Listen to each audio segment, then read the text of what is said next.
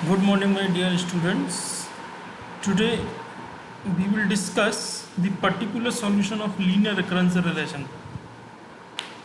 जैसे कि last lecture में हमने किया था कि रिकरेंस रिलेशन होता क्या है और linear recurrence relation with constant coefficients, हम टॉपिक ये कर रहे थे। उसके अंदर हमने क्या किया था, linear recurrence relation with constant coefficients में हमने किया था कि homogeneous linear recurrence relation, that means कि जो एफ आर था उसको हमने इक्वल टू 0 करके होमोजीनियस बनाया और फिर उसके सॉल्यूशंस के बारे में बात की कि करैक्टरिस्टिक इक्वेशन बनी, करैक्टरिस्टिक रूट्स आए कि रूट्स के नेचर्स क्या होंगे।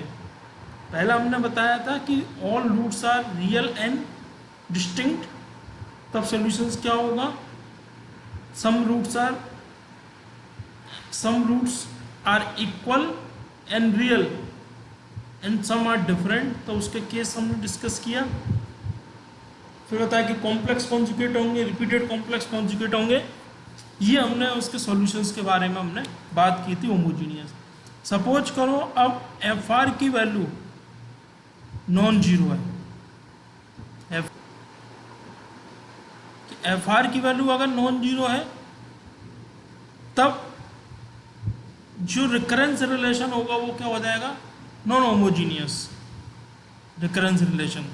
उस केस में फिर क्या निकलेगा, पर्टिकुलर सॉल्यूशंस निकलेगा, क्योंकि किसी भी रिकरेंस रिलेशन का जो जनरल सॉल्यूशंस जो होता है वो क्या होता है, complementary function plus particular integral, that means homogeneous solution plus particular solutions. अब अगर एफ आर की वैल्यू अगर ऑलरेडी 0 है तो उस केस में तो ओनली जो जनरल सॉल्यूशंस होगा वो ओनली कॉम्प्लीमेंट्री फंक्शन ही होगा। लेकिन एफ आर की वैल्यू अगर नॉन जीरो है तो complementary function plus particular integral होगा। तो अब हम यहाँ डिस्कस कर रहे हैं कि जब हमें एफ आर गिवन है तो उसका पर्टिकुलर सॉल्यूशंस क्या होगा, जिससे हम उस रिकरेंस रिलेशन, क्योंकि हमने लास्ट लेक्चर में बताया था रिकरेंस रिलेशन नंबर 1 जो हमने बताया था कि उसका हम सॉल्यूशंस, कंप्लीट सॉल्यूशंस हम कैसे निकालेंगे।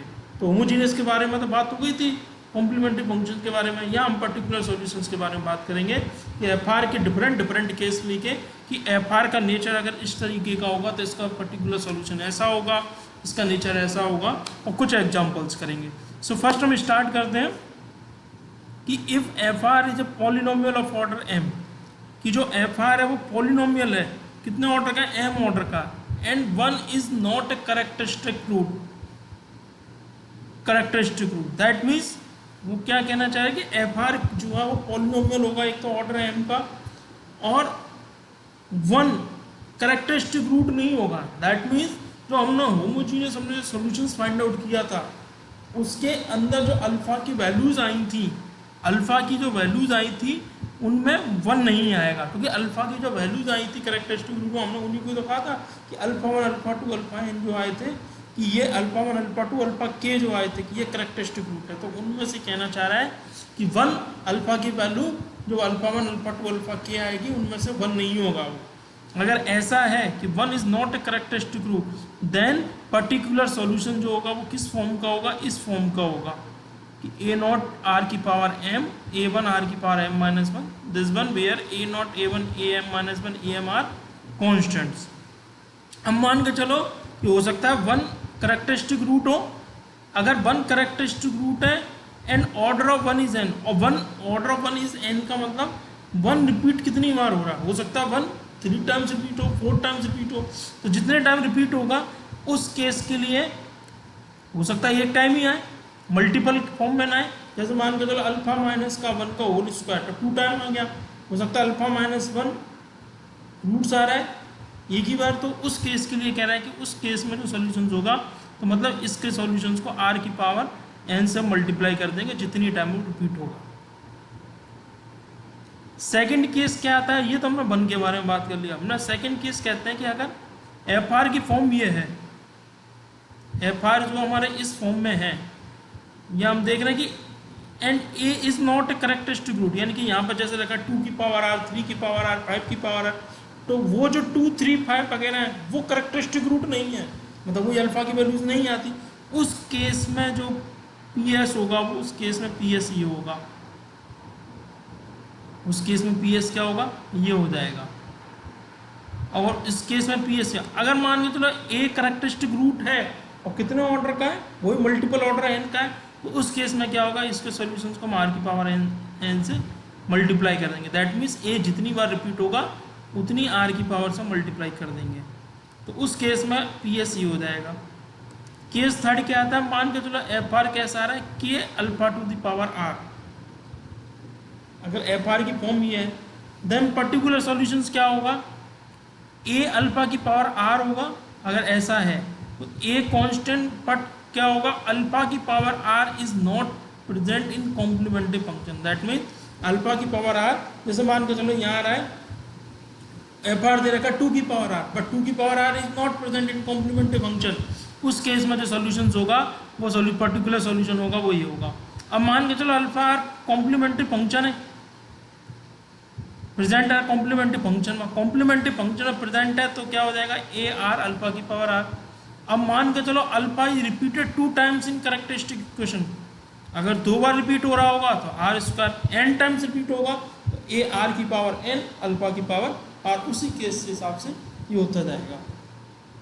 तो ये एफ आर के नेचर के बारे में बात करें कि एफ आर जैसे जैसा नेचर होगा उसका पर्टिकुलर सॉल्यूशन उसी टाइप का होगा।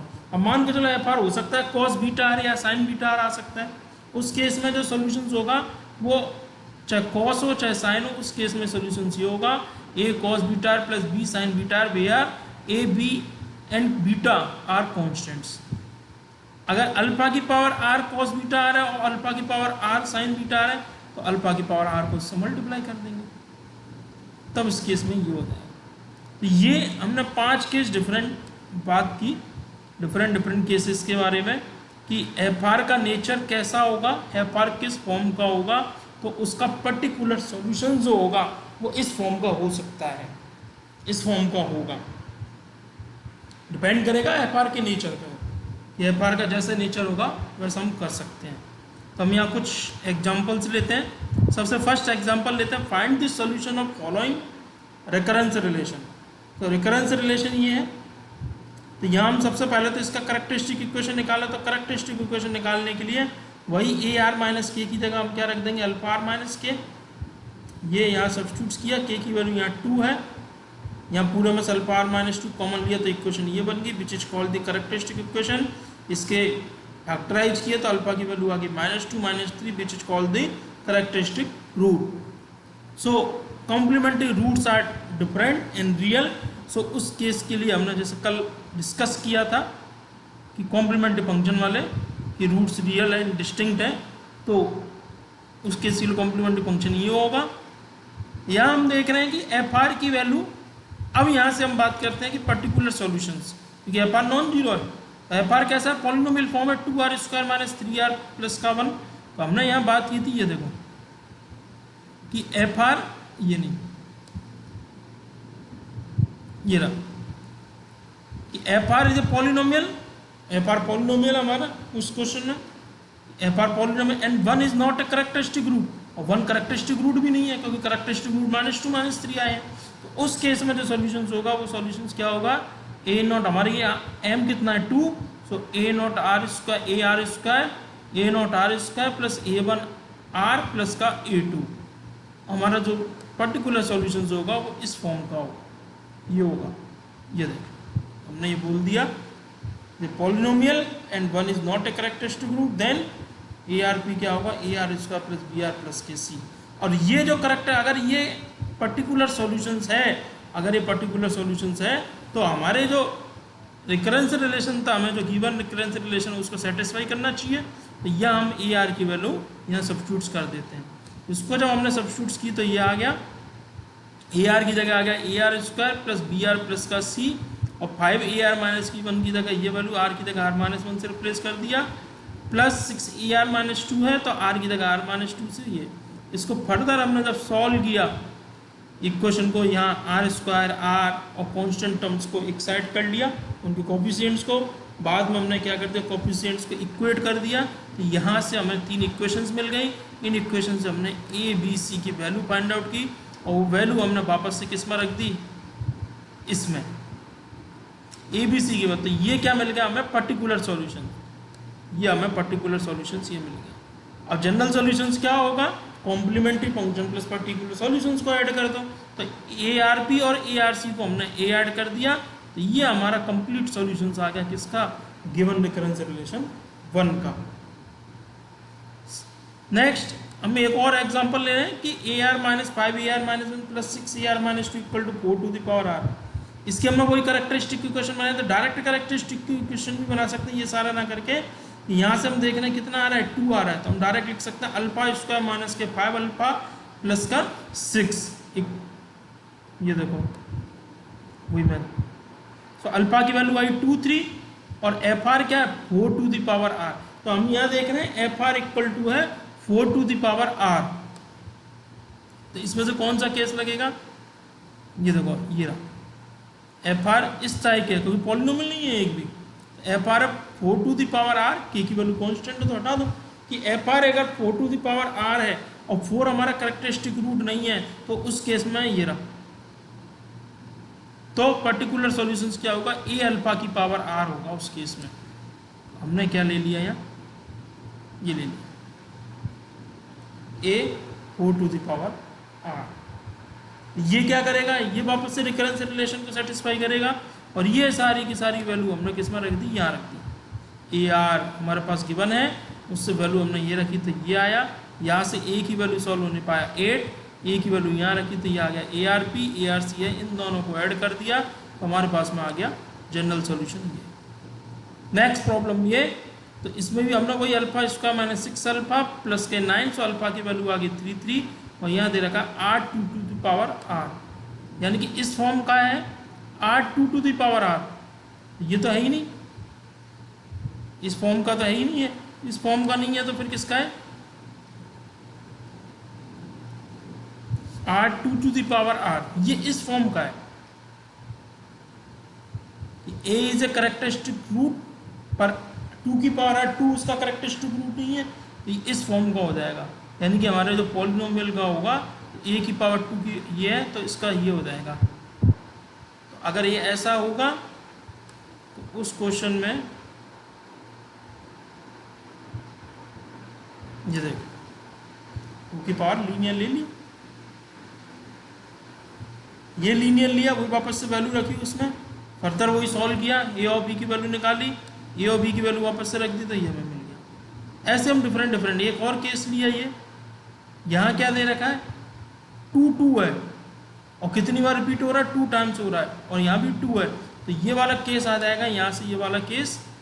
इस केस के बारे में कह रहे हैं कि if A is a characteristic root of multiple order N, यानी कि 2 टाइम रिपीट हुआ है, तो यहाँ कितना आ जाएगा 2 की पावर आर, और उस क्वेश्चन में जो भी पॉलिनोमियल का ऑर्डर हो जाएगा वो पॉलिनोमियल ले लेंगे, और कितनी बार रिपीट हो रहा है 2 टाइम्स, तो कितना हो जाएगा आर स्क्वायर। तो यहाँ हमने इस क्वेश्चन में यही किया, R square to the lean कितने ऑर्डर का था, क्वेश्चन में जो था ये लीनियर था, तो लीनियर था तो क्या हो जाएगा ए आर प्लस बी, ये वैल्यू वापस से रखा, यहाँ से ए बी की वैल्यू निकाली, ए बी की वैल्यू निकालने का ए आर पी आ गया, और ए आर पी और ए आर सी को ऐड कर दिया तो हमें ये जनरल सोल्यूशन मिलते हैं। सो रिकरेंस रिलेशन की प्रॉब्लम को हम इस तरीके से सॉल्व कर सकते हैं, और भी हम ऐसे रिकरेंस रिलेशन को सॉल्व कर सकते हैं।